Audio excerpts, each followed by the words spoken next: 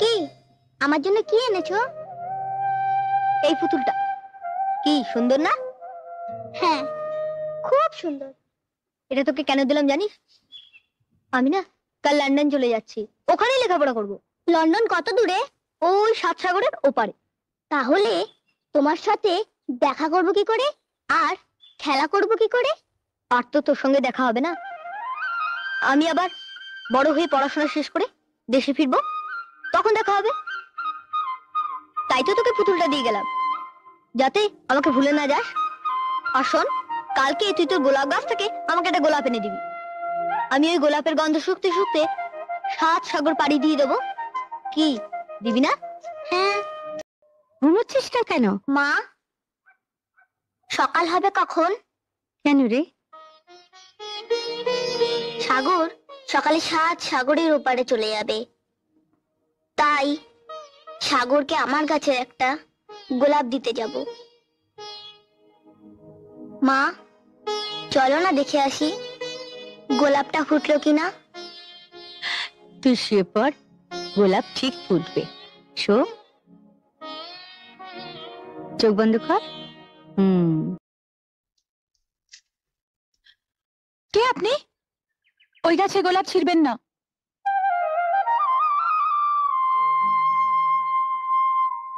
আপনি?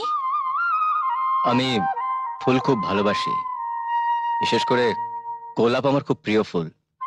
একজন তোমার ঠিকানা দিল, এসে দেখলাম খুব সুন্দর ফুল ফুটেছে, তাই তুলতে হাত বাড়িয়েছি। ও, কিছু মনে করবেন না। আসলে ওই গাছের গোলাপটা আমি 15 বছর ধরে কাউকে তুলতে দিই না। দাম দিলেও না? না, কারণ সব ফুল টাকাতে বিক্রি হয় না। কিন্তু কেন? আপনাকে বলবো কেন? না বললেও ক্ষতি নেই, কারণ তুমি না বললে আমি বলতে পারবো যে এই বিশেষ গোলাপ গাছের গোলাপটা কার জন্যে। কেন? আপনি জ্যোতিষী নাকি?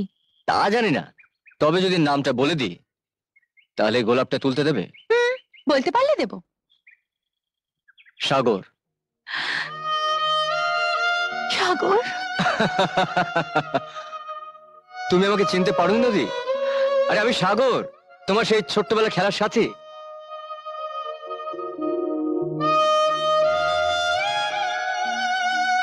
নদী, তোমার ছোটবেলার সেই ভাঙা পুতুলটার কথা মনে আছে? মুক্তা এসে ভেঙে দিল, আর তোমার সে কি কান্না।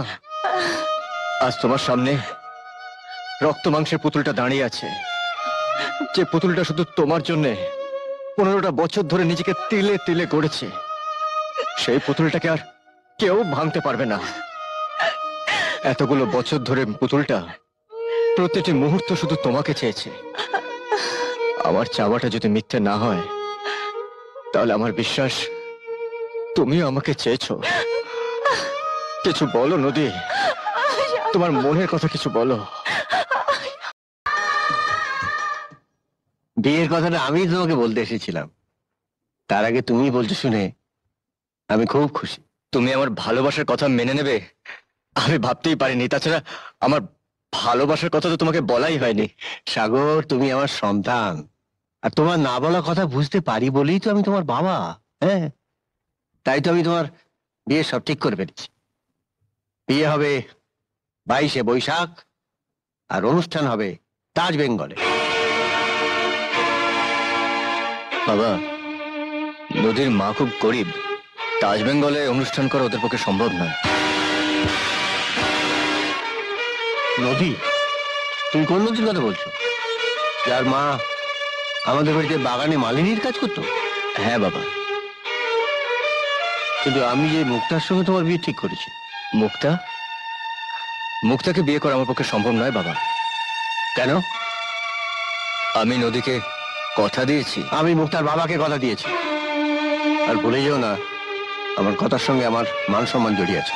আমার কথার সঙ্গে জড়িয়ে আছে আমার ভালোবাসার বিশ্বাস। তুমি কি নদীকে কথা দেওয়ার আগে একবার ভেবে দেখেছিলে যে একজন মালিনীর মেয়ের আমাদের বাড়ির বউ হয়ে আসার যোগ্যতা আছে কিনা? সামাজিক পরিচয়টা যোগ্যতার একমাত্র মাপকাঠি নয় বাবা। আমার কোনো যুক্তি আমি শুনতে চাই না। মুক্তার সঙ্গে তোমার বিয়ে হবে, এটাই আমার শেষ সিদ্ধান্ত।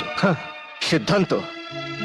যে সিদ্ধান্ত নদীর কাছ থেকে আমাকে বিচ্ছিন্ন করবে, যে সিদ্ধান্ত নদীর ভালোবাসার কাছে আমাকে অবিশ্বাসী করবে, যে সিদ্ধান্ত আমার আমার স্বপ্নের পৃথিবীটাকে ধ্বংস করবে, সেই সিদ্ধান্ত আমি মানি না, মানবো না। সাগর, সাগর, তুমি বুঝতে পারছো না, মুক্তাকে বিয়ে করলে তোমার জীবনে মঙ্গল দ্বীপ জ্বলে উঠবে।